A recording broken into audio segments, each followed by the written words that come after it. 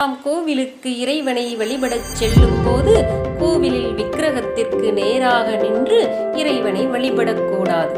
விக்கிரகத்திற்கு வலது பக்கம் அல்லது இடது பக்கம் நின்று சுமார் 30 டிகிரி சரிந்து நின்று இறைவனை நாம் வழிபட வேண்டும். ஏனென்றால் விக்கிரகத்தில் குடிகொள்ளும் காந்த கதிர்கள், அதாவது ஜீவசக்தி, பாம்பு வடிவத்தில் நம்மை நோக்கி வந்து கொண்டிருக்கும்.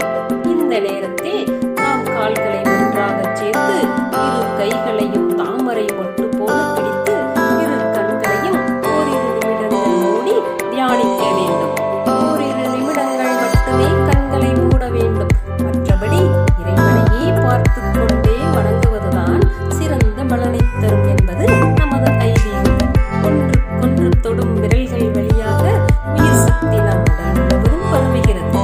சுண்டு விரல் வழியாக பூமி சக்தியும், மோதிர விரல் வழியாக ஜலசக்தியும், நடுவிரல் வழியாக அக்னி சக்தியும், ஆள்காட்டி விரல் வழியாக வாயு சக்தியும், பெருவிரல் வழியாக ஆகாய சக்தியும் உருவாகின்றன என்பது வேதங்கள் நமக்கு காட்டும் வழிபாட்டு முறைகளாகும்.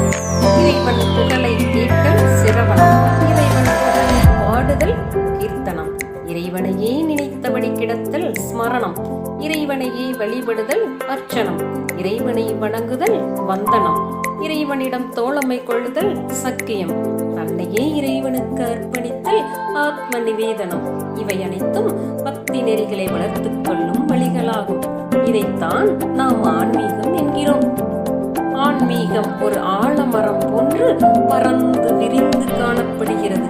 இந்த ஆலமரத்தின் கிளைக்கு ஒரு விசேஷ சக்தியும் உண்டு.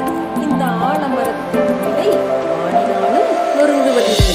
சருகானாலும் கூட மாதிரிதான் இருக்கும். ஓரளவு காய்ந்த இலையின் மேல் தண்ணீர் தெளித்தால் அது இழந்த பச்சையை பெறும் சக்தி வாய்ந்தது. தான் வாடாத வதங்காத ஆத்மா என்பதை குறிக்கவே நான் ஆலமரத்தை ஆன்மீகத்திற்கு ஒப்பிட்டேன். இதில் ஆழ்ந்த கருத்துக்கள், அற்புதமான